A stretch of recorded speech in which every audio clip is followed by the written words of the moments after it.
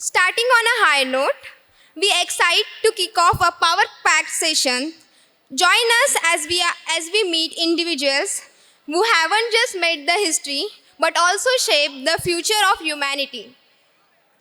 Today, we have with us the distinguished personality, Dr. Siddharth Warrier, a renowned neuroscientist, medical educator, and an influential speaker who has made significant contribution to the field of neuroscience and the mental health awareness. I invite the student head of extramural lecture team and Sathi to present Dr. Siddharth Warrier with Angavastram. I invite Dr. Siddharth Warrier to the stage.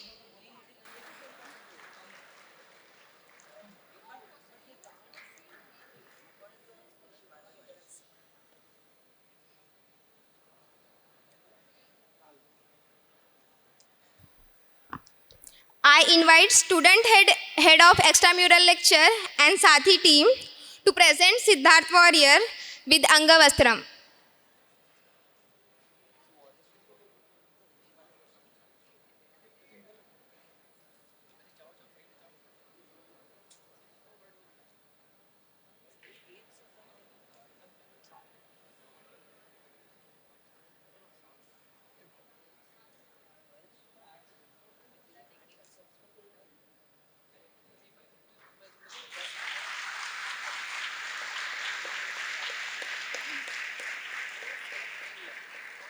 Now we'll move on to the event. I request Dr. Siddharth Warrier and the moderator of session, Maitreyi and Madhavan, to occupy their seat on the stage.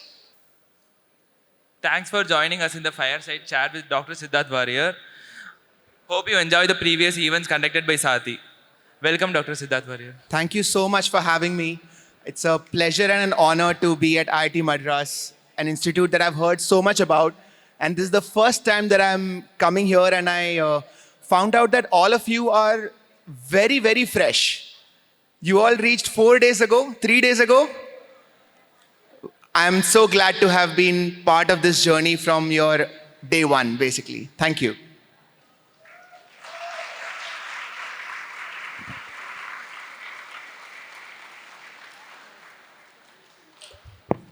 Coming to the first question. As someone specializing in neurobiology, could you introduce your profession in layman terms to the freshie students at IIT Madras? Given that they come from a technical background, explain the fascinating world of neurobiology and its intersections with engineering.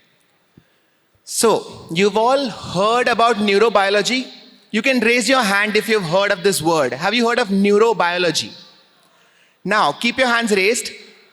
How many of you know what neurobiology is? I still see a few hands up. I'm very impressed.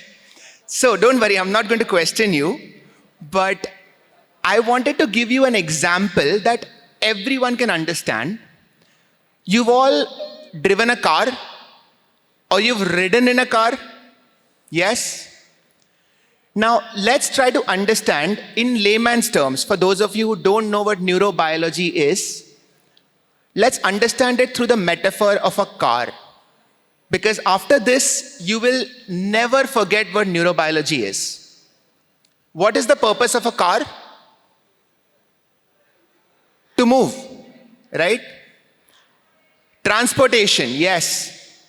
How does the car move forward? Through the wheels.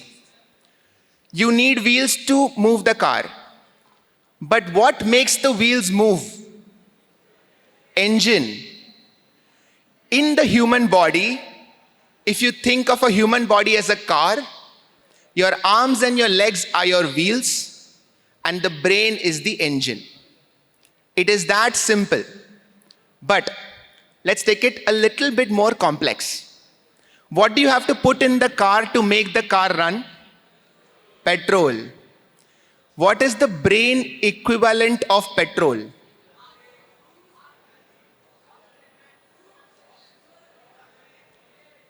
It's a chemical. It starts with D. Dopamine, yes. Dopamine is that chemical that makes a car run. Suppose you don't have dopamine. Your brain is okay, your body is okay, but you don't have dopamine. What will happen? Car will stop. Do you know of a condition where there is low dopamine? Depression. One more. You may have heard of this. If somebody answers this, I'll be very impressed. It's a disease where somebody walks very slowly and they have some shaking of the hands. Parkinson, who said that? Okay, amazing. I'm very impressed. Two things to remember. Dopamine is the petrol, and if there's no dopamine, car stops.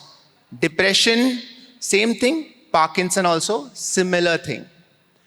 Now, if there is lot of dopamine, the car is running in full speed. That is also dangerous, correct? What will happen? Accidents. Too much dopamine. You're going all over the place. What is the disease? Yes, ADHD. ADHD is a disease where the dopamine networks are hyperactive. The car can go anywhere. Your attention is going all over the place. What is there in the car that allows you to slightly control your speed? There are two things. One is the gear system. That is called serotonin. Have you heard of serotonin? Serotonin, you can think of serotonin as dopamine's older brother. Dopamine wants to run everywhere. Serotonin says, relax, calm down. And the other one is the brake. Now, a brake is so important in a car.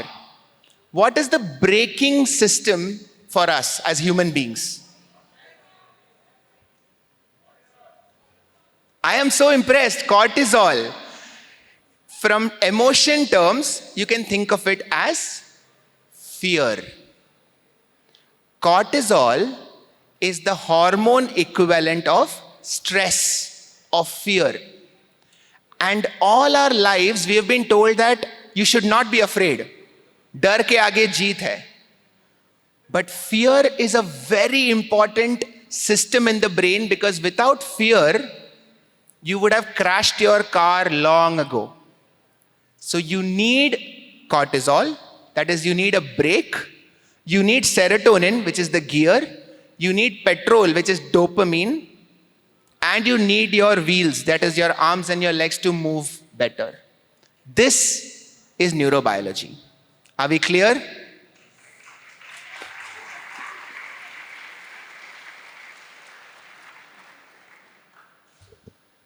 Thanks for the wonderful explanation, sir. Hope everyone understands what neurobiology is. And yeah, coming to the next question. Yes, so moving on to the next question. So coming to IITM after years of hard work and grueling preparation can be a huge transition for all of you. Not only now do you get more freedom, but you're also accountable for your own decisions. So what is your advice for the freshers to handle this newfound freedom and responsibility? You all reached here after a lot of hard work, no? And did somebody tell you that this is the last exam that you have to work hard, and after this your life is set? They lied to you. Because I have given around 7 entrance exams, one after the other, you know. I'm sure you have also given entrance exams. After every exam, my parents would tell me, "Bas, finish this one more exam. After this, you don't have to worry." It is never true. But there is no doubt that what you have achieved is a very great thing. You have entered one of the most prestigious institutes in the country, not just the country, in the world. And the whole world is your oyster. There are no limitations to your possibilities. You could become anyone, you could go anywhere from here. So what is the challenge? The main challenge is that for many of you, the path till here was decided for you to some extent. The path till here has been made easy for you to some extent. Your parents, your teachers helped create a system where you don't have to rely on your own discipline, your own willpower so much. Think of it like you've been taking public transport till now. You'll get in at point A and you will get out at point B. That is what our parents and teachers have created for us. Now, you all have your own cars.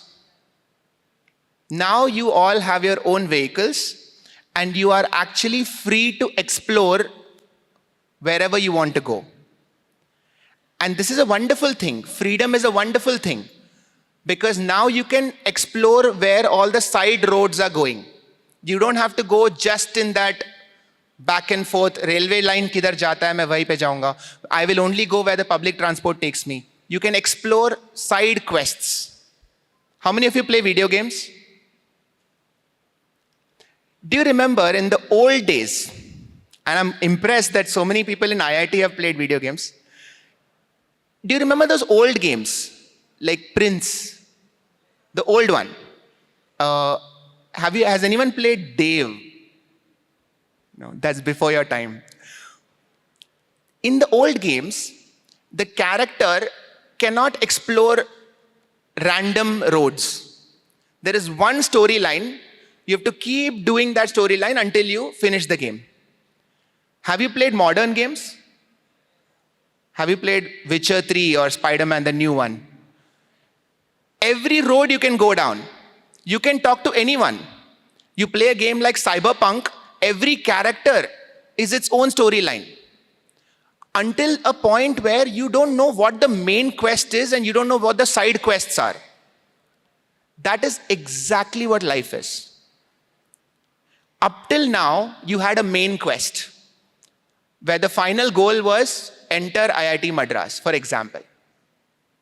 Now, how do you know what your side quest is and what your main quest is? Every person you meet will come up with a new assignment, will tell you, do you want to do this quest? Every friend you meet will come up with a new idea. It is up to you. You can take any line. You can go anywhere. This is a wonderful opportunity. And this is also slightly dangerous. Because what if you get lost? That's the fear. Okay. So whenever your parents or your teachers or somebody who cares for you tells you, be careful, they're only worried about this one thing, that you will confuse a side quest for a main quest. You'll confuse a side road for your main road. What is the solution? You have to know what your main quest is. There's no other solution. Each one of you, ask yourself right now, do you know what your main quest is? Does anyone have a clear answer in their mind that this is my main quest? If so, you can raise your hand. I won't ask you, but do you have a clear answer that this is my main quest? Three hands, 4 hands have gone up in the entire audience. You can put your hands down.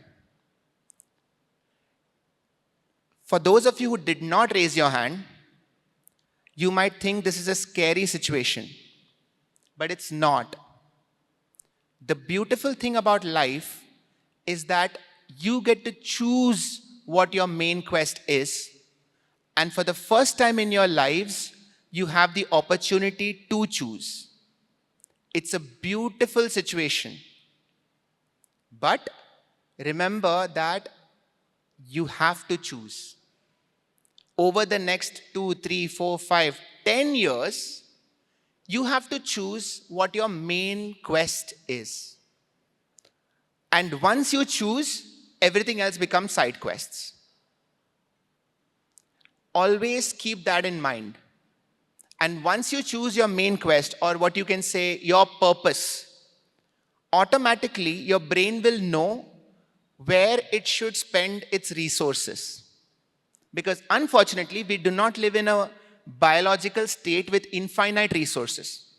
We can only make a fixed number of friends, we can only work for a fixed number of time, and we can only bear so many emotions. So we have finite resources, so you have to choose what your main quest is. And that's the name of the game. So once you've come here, what you call as freedom is actually freedom to choose your main quest. But once you've chosen, then there's no freedom. Then you are following that system that you have chosen for yourself. All the best for it.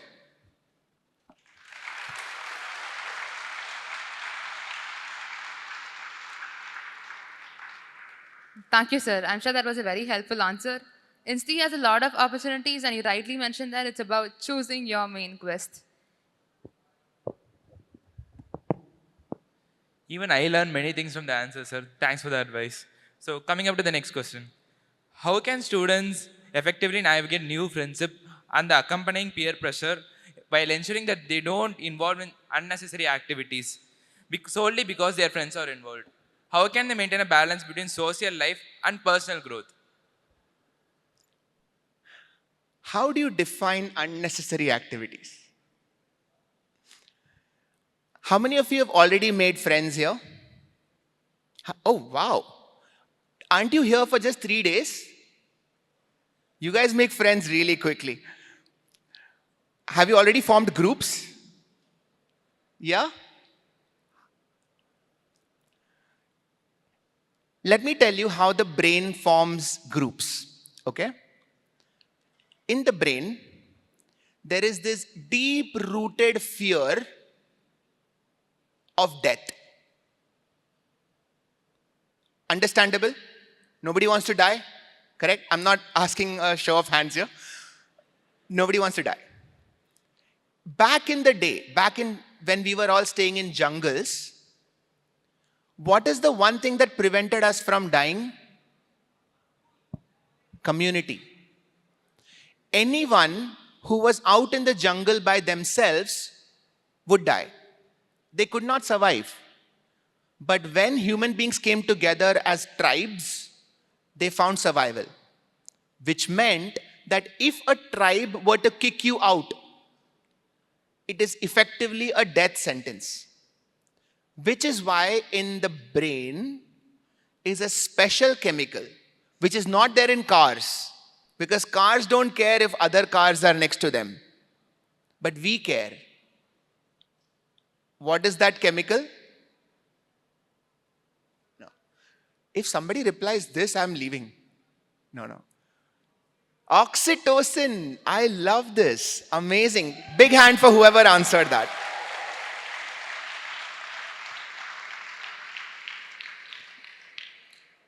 Oxytocin. It was a chemical that 50 years ago people thought only mothers had for their children. But over the last 10 years, 20 years, we realized that everyone has oxytocin, and oxytocin spikes when we make friends, when we form bonds, when we make communities. And as oxytocin spikes, we feel calm, we feel happy, we feel safe. When oxytocin is taken away, when we are alone, when we are lonely, we get more anxious, we are more threatened. Silly things will start seeming like problems. Whereas if we are handling it together with other people, it feels manageable. When we seek friendships, we are answering a very primal call in the brain. So even if it's only been 3 days, and maybe most of you hadn't met before this, the fact that everybody raised your hands when I asked you if you have made friends already is not surprising. Of course you made friends. You made friends to feel safe. You made friends because your brain has no other choice but to reach out for friendship. Now, initially, that reaching out is for safety. But over the next 2-3 weeks, few months, you will form different kinds of friendships. You'll make friendships not just for safety, but for growth. And that is a very interesting phase, and I want you all to be aware of it. As you talk to more and more people, you will find that some people have more to offer for you, for your personal growth. And you will be drawn to those people. You will want to hang out with those people. And those people might want to hang out with you. Because now you're helping each other grow, not just keeping each other safe. So those are the two aspects of friendship. And if you can find both in the same person, you are lucky. Those are the best kind of friendships. And if you have such a friend with you, maybe not here, anywhere, I want you to appreciate it. Because not all friendships provide for both safety and for growth. So if you have those friends, text them. Just send them a thank you. Because we have to appreciate that, it's very precious. When you meet friends who aspire or inspire you to grow, that growth can happen in any direction. It can happen in your studies.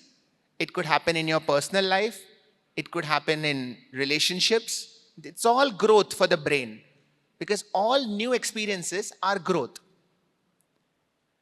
There is no wrong experience. I'm just going to put it out there. To the brain, there is no wrong experience. There are only experiences that leave consequences that you can't handle. Is that clear? Anything that you do, your brain is trying to learn from it. So when people say that, oh, don't do this, don't do that, don't smoke, don't drink, to the brain, that one activity is not right or wrong. The problem is that there will be consequences that the brain can't handle later. So, when you find yourself attracted to any experience, I want you to ask yourself this one question, that do you know the consequences and can you handle it? If you don't know the consequences, don't do it. And if you think you can't handle it, don't do it. Every experience is something that the brain craves for and it wants to learn from. And if the previous question's answer, right, which is your main quest, if any experience is taking you towards your main quest, do it. Any experience that is taking you away from your main quest, don't do it. That is my philosophy. And over the last 10 years, it has helped me a lot. Each one of you will find your own trick to navigate this brain's desire for experience. But just keep this one thing in mind, that what are the experiences taking you towards your main quest, and that will be a great guide for you. All the best again for this.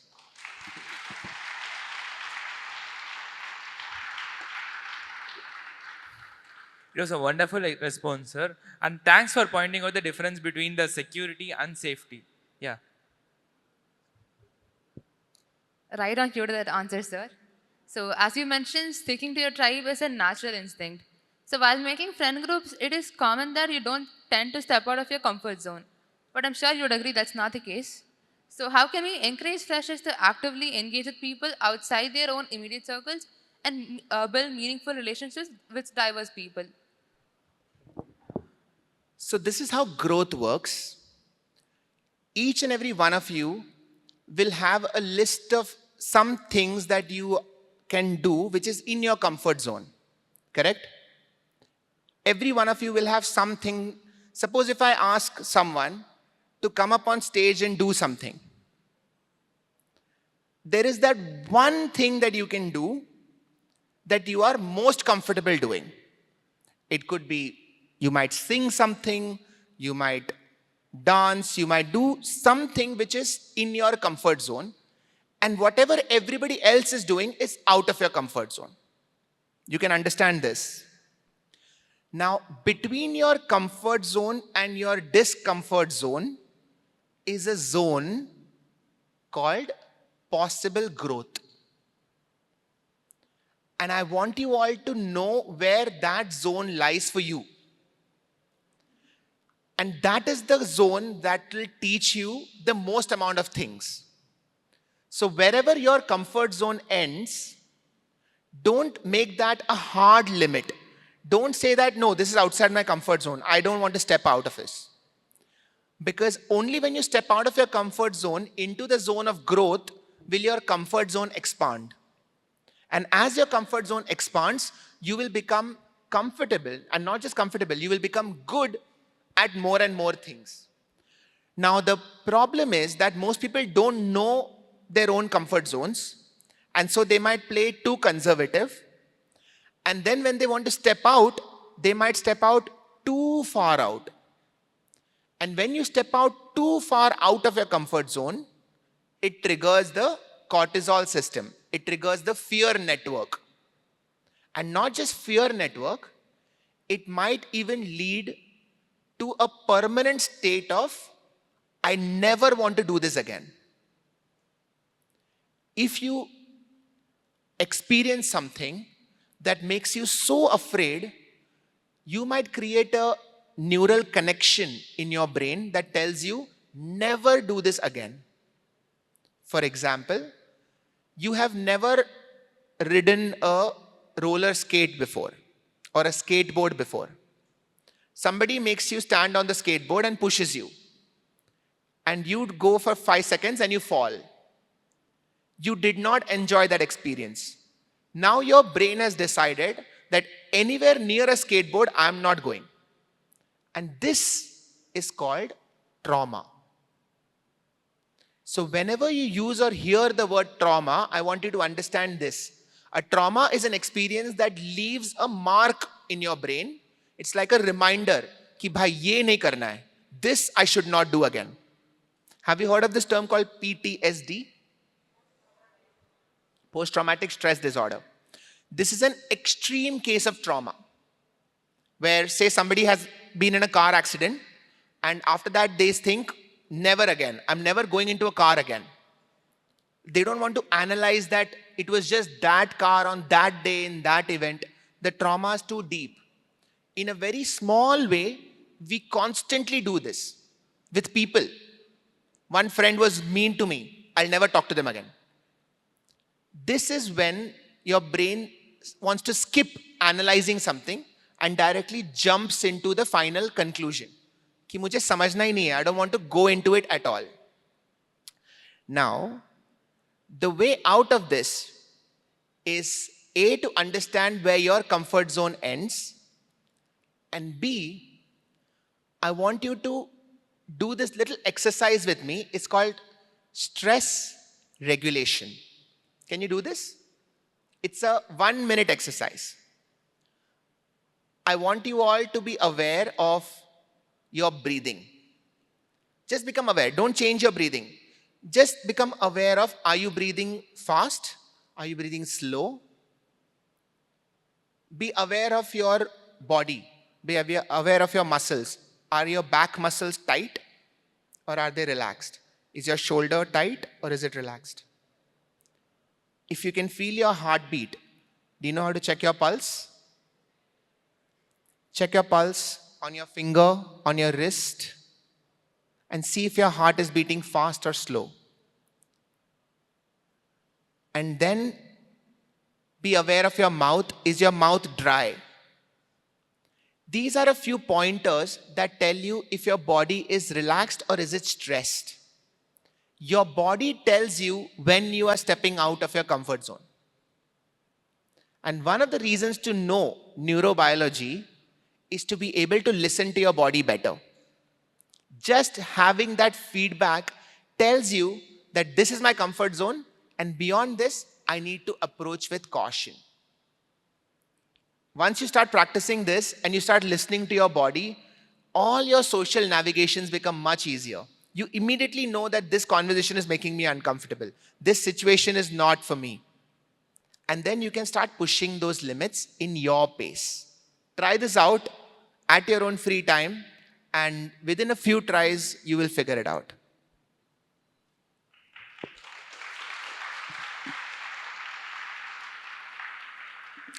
Thank you for that answer, sir. As you mentioned, overcoming fear and pushing limits is the first step to step out of your comfort zone. Coming to the next question. We all face the pressure of exams, assignments, deadlines. Sometimes college life can be overwhelming and can push you to the limits. How will a student recognize that stress and anxiety reaches alarming level? When do they seek help? And what ways do you suggest to tackle the problem? Yeah. This is an important question because all of you have gone through exams, and I'm sure that there will be people here who have gone through exam anxiety. I have a close friend of mine who went through such severe anxiety that on the day of the exam, and she was a brilliant student, all the test exams she would come first. But on the day of the exam in the morning, she calls up and says, I'm not giving the exam. And this was the All India Medical Entrance Exam. After studying for an entire year, imagine not going for the exam that you've been studying for. So I know that exam anxiety is a real thing, and different people experience it at different levels. There are two stages of solutions to it. Number one is awareness. Don't fool yourself. Even if you fooled everyone else, don't fool yourself. If you feel that when you are giving the exam, you are not calm, all the signs of stress that I told you in the last answer, those are actually signs of anxiety. So if you are experiencing any of those signs, understand that there needs to be a solution. And there is a way to solve it if you reach out for help. The problem is, many people try to think their way out of anxiety. And they feel like, I will be logical, I will be rational, I will calculate my way out of exam anxiety. Unfortunately, that is not the easiest thing to do, because anxiety is a medical situation where your brain is unable to think. Now, for example, all of you are rational, correct? You're all logical human beings. If I ask you a maths question, anyone will answer? Suppose right now there is a huge fire that just starts here. There is an explosion. And in that next 5 seconds, I ask you, 8 plus 8 is what?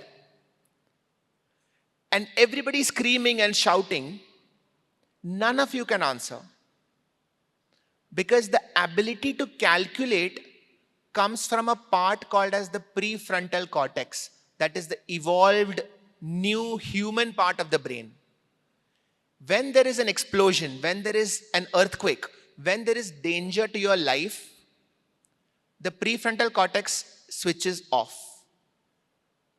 And the entire control of your brain and your body goes to the primitive part of the brain called as the limbic system. And the limbic system does not care about 8 plus 8. The limbic system does not want to know about maths. The limbic system only cares about one thing, which is save your life. That's it. And the response of the limbic system is something called fight or flight. It will either fly away, run away, or it will get angry. It will get aggressive.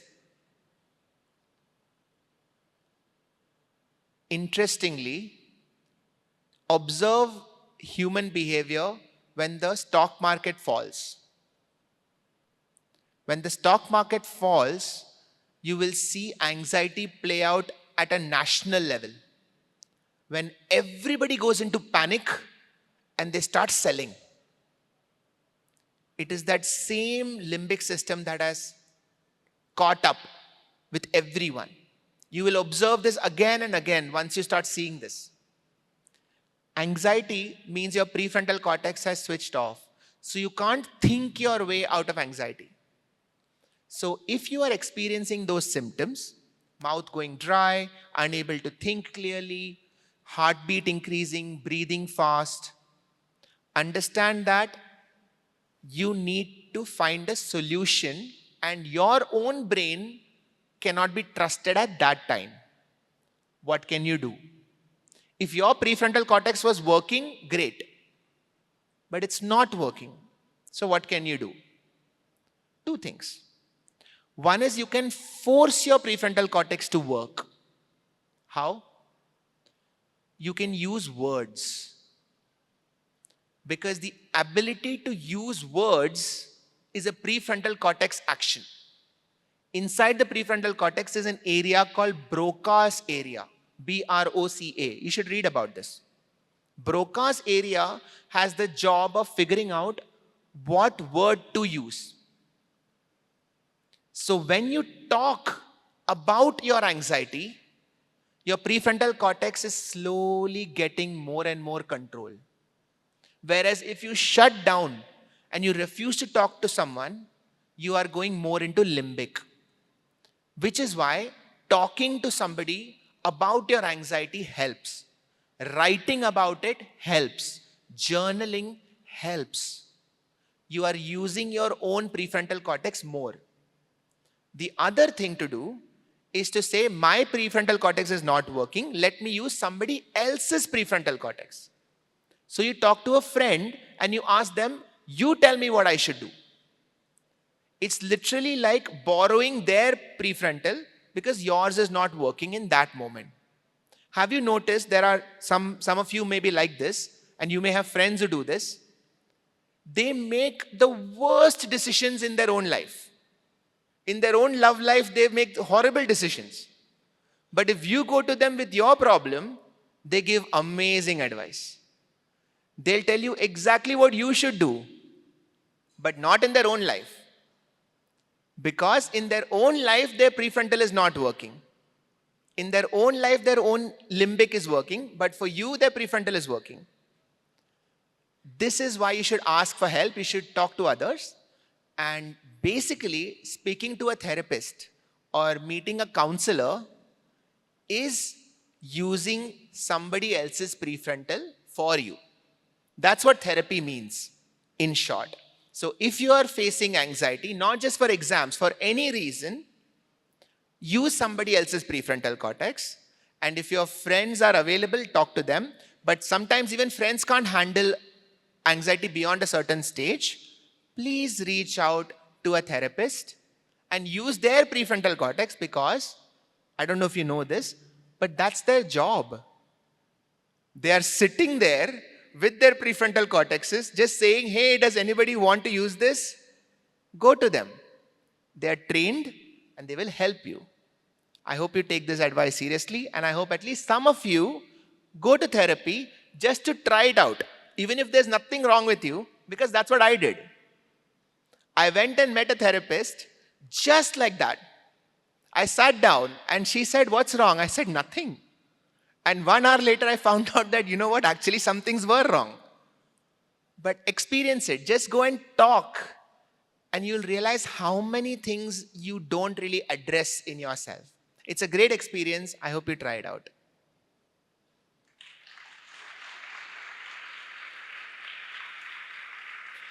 Just a warning though. In my experience and in the experience of a few close friends of mine, finding the right therapist can be a challenge. So let me tell you that also right now. And in the Western countries, there is a concept called therapist fit, which is the right therapist for you. So a right therapist for me might not be the right therapist for you, because a lot of times personalities matter. The so-called vibe matters in therapy. Experience matters. Their life experiences matter. So, rule of thumb, if you go to a therapist and you find maza nahi aaya, the connection is not there, I'm not able to open up. Rule of thumb, third time is the charm. If you find your therapist in the first go, great, lucky. But it's I have heard that finding the right therapist is more difficult than finding your life partner. So Third time is the charm.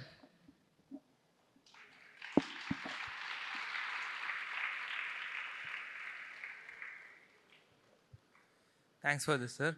And by following sir's advice, there are like, Yeah, I can hear you.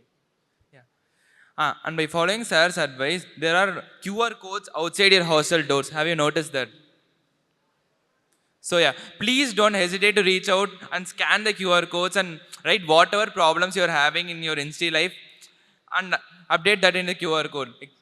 And psychologists and counselors are always available in your hostels and give weekly visits to everyone, and it's free for everyone. Please don't hesitate to reach out to them. Thank you.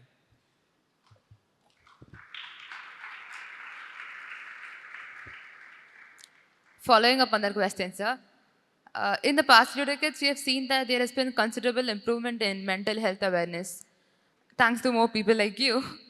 But despite the prevalence of multiple support systems, we do seem that there is an inherent stigma associated with people reaching out to professionals for help. So, putting the topic to question, how do we break this stigma and how can we encourage people, especially freshers, to seek help without any reluctance as and when needed?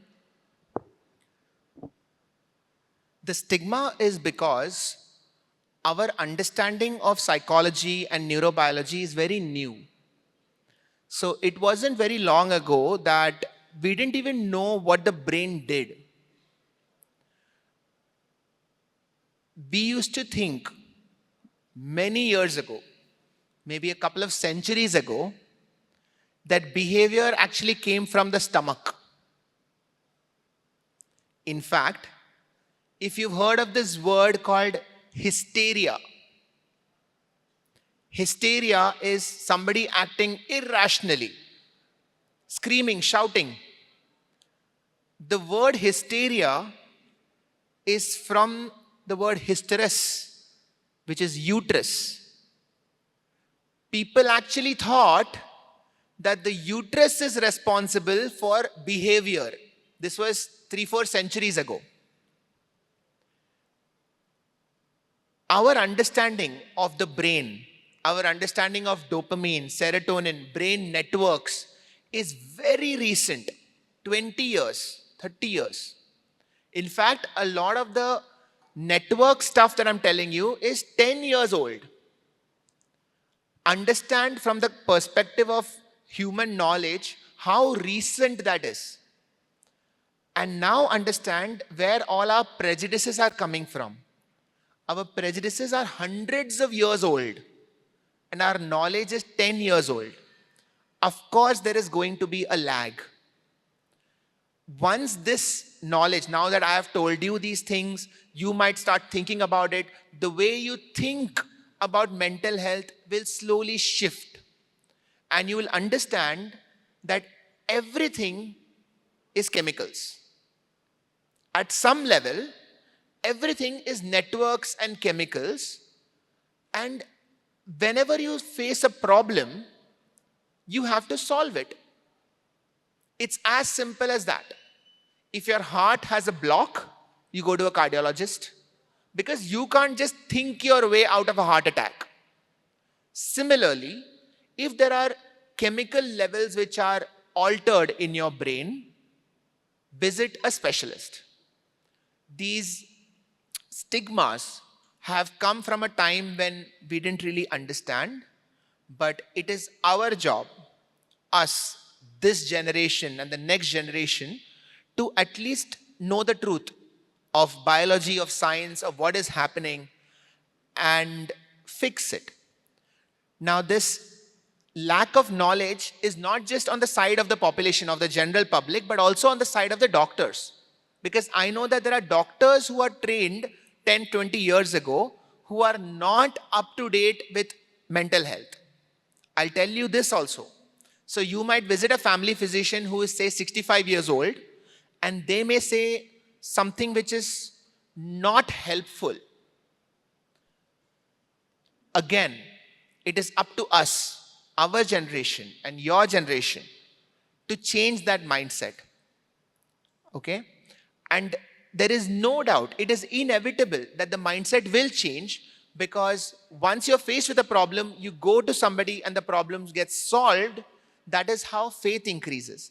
That is how more people will adopt this new solution.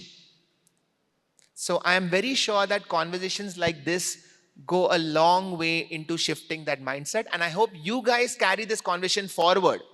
Talk to your friends. As long as things are have mein, it's all in the air, it's all abstract, there is more room for error. Tell them neurobiology. Explain to them how mental health is neurobiological, and suddenly all that stigma goes away. It is a physical problem that requires physical solutions. I hope you guys do your part in spreading this.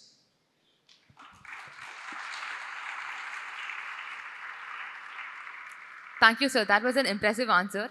And this brings us to the end of the fireside chat. We'll open the floor for questions. If you have any questions, please do raise your hands. Our curators will pass on the mic to you. Hello, myself Harshvardhan Agrawal. I am a student from AI Data Analytics Department.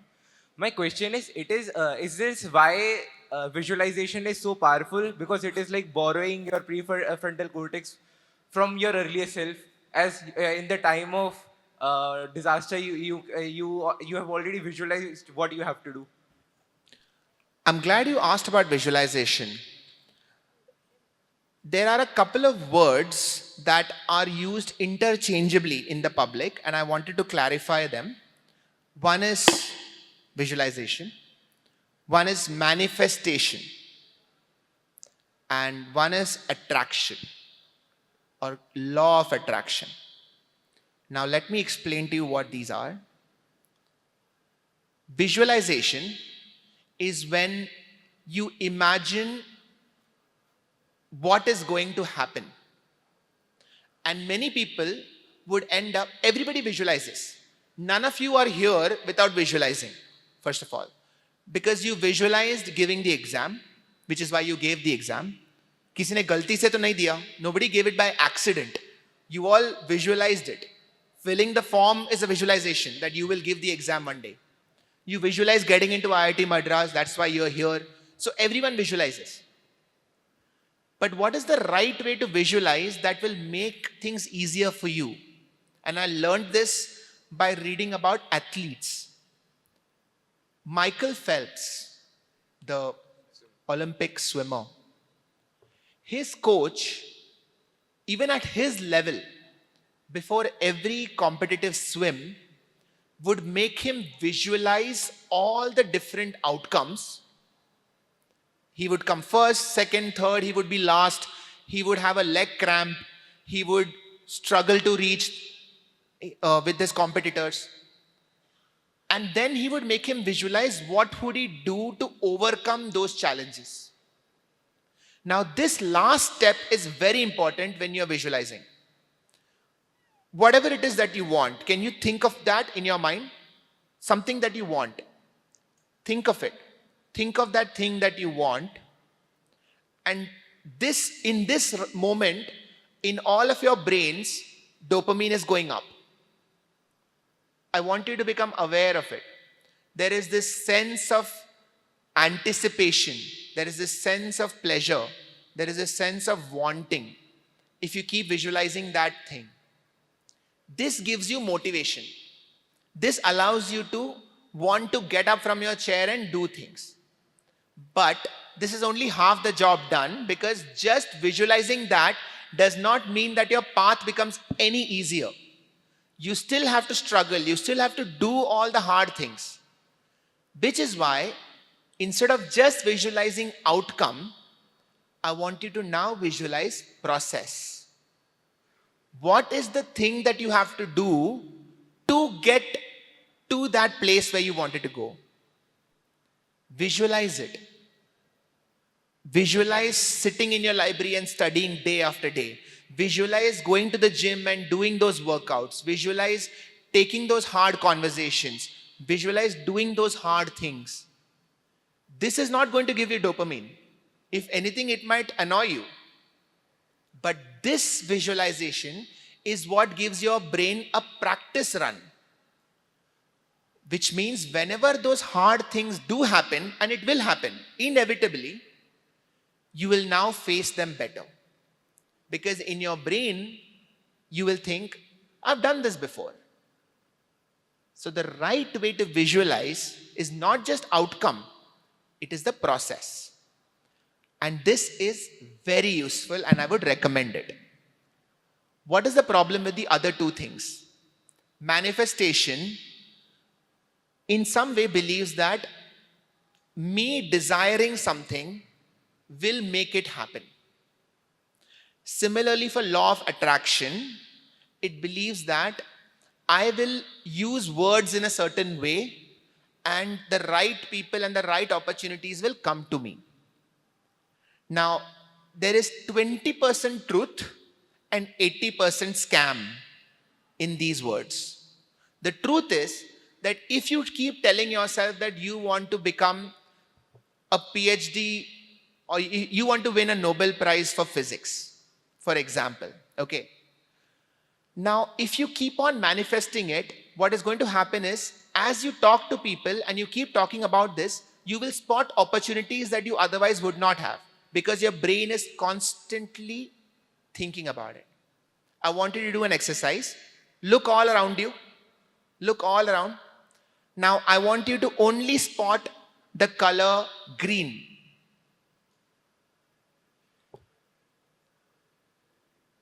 And you will notice that your brain underwent something. It suddenly would seem that all other colors have dropped back and green has become highlighted. Did you feel that? This is what, in a very simple way, manifestation does. So if you say you want to become a pilot and you go through life, you will look at those newspaper articles that talks about pilot programs. You will talk to pilots more. You will talk about being a pilot more, and so opportunities will come up. So this is something called selection bias. You will select those opportunities more. And in that way, manifestation works, but it is ultimately action that brings about outcome.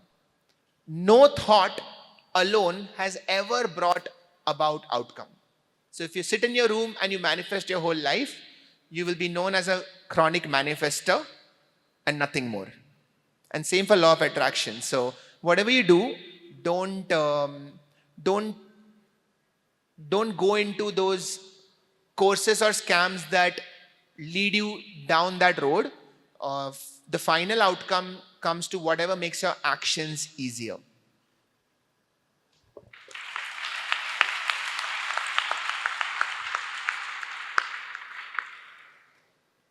Sir, how can a person become both intuitive and sensing at the same time? And if there is a link between both of them, then what is the point of personality types? Did you say intuitive and? Sensing. I couldn't hear the word, sorry. Sensing, sensors. Oh. You were asking how does a person become intuitive? Intuitive and sensing both at the same time. And if they can become both, then what is the point of personality types? Personality types, interesting story. How many of you believe in zodiacs? Really? I feel that there are more people who believe but who haven't raised their hands because they want to see where the conversation goes. So, there are personality traits, and the main personality traits that have been validated through multiple studies is something called OCEAN. It's openness, conscientiousness, extraversion, agreeableness, and neuroticism. These are traits. And all of us will have some amount of these 5 traits. And that is a useful metric. But when it comes to personality types, my recommendation to you would be to understand that everything changes. So if you are defined as a certain personality, say introverted, whatever, INTJ, all of that stuff, the Meigs-Bryer, Myers-Briggs personality test, they change. Because as you experience more life, as you go through more conversations, your personality can shift. You can move from introverted to extroverted. And I've seen this happen. Why does it happen? Because all personality types are basically a result of your own fears. What are you afraid of? What is your comfort zone and what is your discomfort zone? And your desires. What is it that you want? What is it that you value? Do you value conversations? Yes. But are you comfortable with conversations? No. That makes you a certain personality type. Both of these are neural networks. And neural networks have this property called neuroplasticity, which means that if neuron A is connected to neuron B and neuron B is connected to neuron C, at some point, neuron A, neuron B connection can break and neuron A can directly connect to neuron C. And with that rewiring, who you are changes. So personality types can change, your behavior patterns can change, and we will call it evolution. We evolve as human beings. So whatever are your good habits, you can make them better. Whatever your bad habits are, you can remove them with time, with exercise. Intuition is an interesting word because intuition basically means you are able to spot patterns subconsciously. That's what intuition means. There's nothing like extrasensory, holy perception, none of that. Your brain is picking up information at a rate that is much higher than what you are consciously aware of. You are aware of less than 8% of what your brain is picking up. And just because you're not aware of it doesn't mean that your brain is not processing all that information. So right now you're looking at me, but your peripheral vision is taking in what is happening there. This Dhruv is taking photographs here. So somewhere you are picking up all the information. Now you might not have noticed Dhruv's face, but subconsciously you did. But now that I've said it, everyone has seen him. So now tomorrow when you see him, you'll think, yeah, I saw him at Dr. Sid's workshop. But if I hadn't told you this, you will look at him and think, familiar to lag raha hai, but where did I see him? I don't know. But you will somewhere remember the connection. And so somewhere if you meet him and you'll think, I have this intuition that you know Dr. Sid. And Dhruv doesn't know you. And Dhruv will think, wow, there is something supernatural happening here. This is what intuition is. Intuition is your subconscious picking up patterns and at some time just sending that thought up to your conscious self. You can practice this by becoming more mindful, by becoming more aware of what you are seeing, where you are. And overall, the real intuition that matters is human connections, which is empathy. And there are ways of spotting someone's facial expressions and understanding exactly what they're feeling. So once you start exercising empathy, just looking at somebody and trying to imagine what must they be going through. So right now looking at you, I know who are the ones who are very interested, who are kind of interested, and who are thinking about what to have for dinner. What do I do after this? And it's not too complicated. Human beings are not so complex. We have limited facial expressions and we can tell. And you should practice this as an experiment, as a game to yourself. When you're sitting at a party, when you're sitting in a restaurant, just figure out what are their emotions, what are people going through. And you will have fun and your intuition will get better. Have fun with that.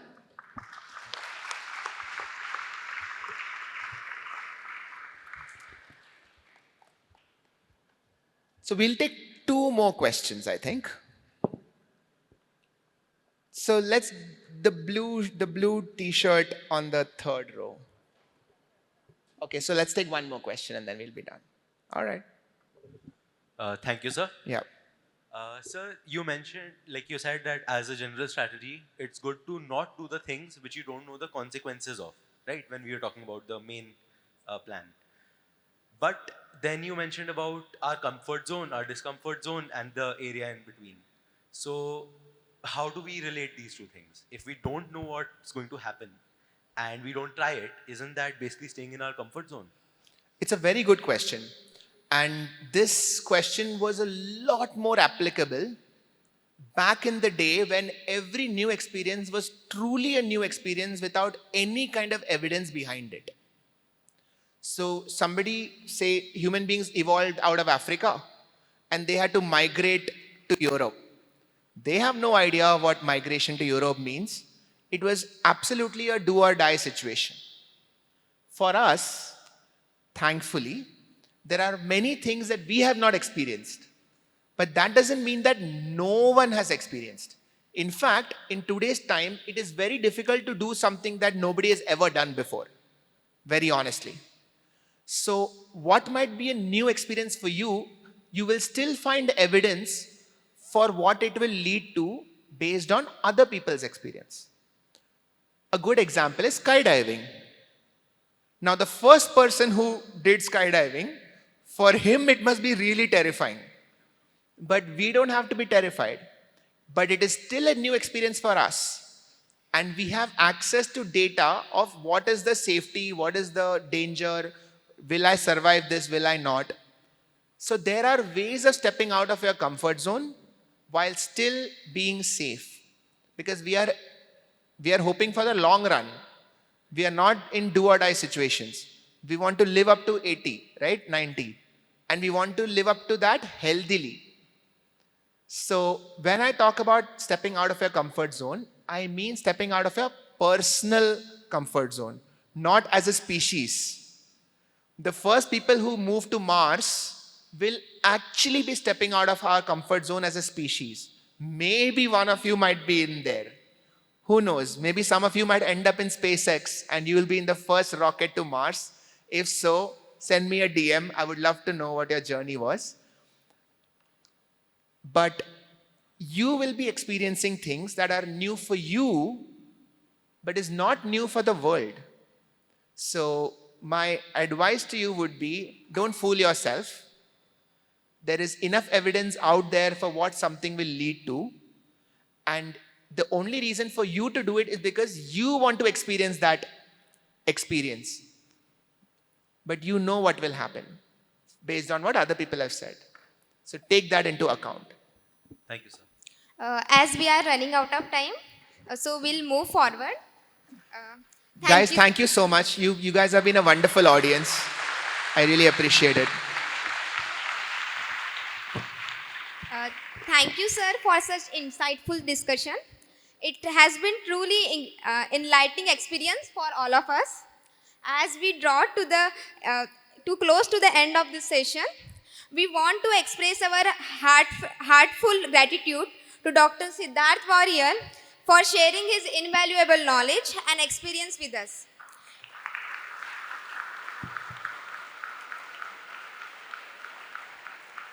It has been an inspiring event and we are grateful for having such guests with us. Now I will invite the head of student of extramural lecture and Sati to felicitate our guest with memento.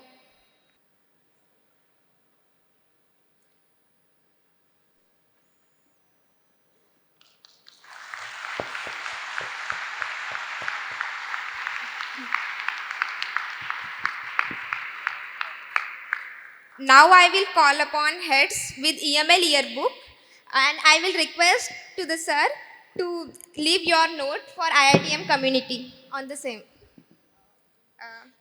Before we wrap up, we have something exciting for you.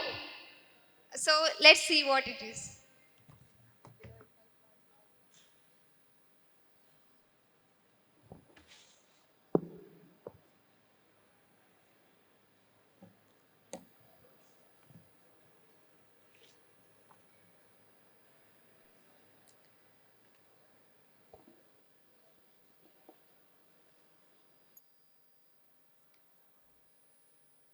Guys, do you have any guesses?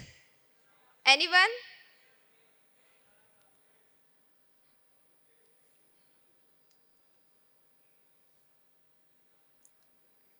Lastly, on behalf of everyone present today, I would like to remind everyone to stay connected with us for more such exciting events.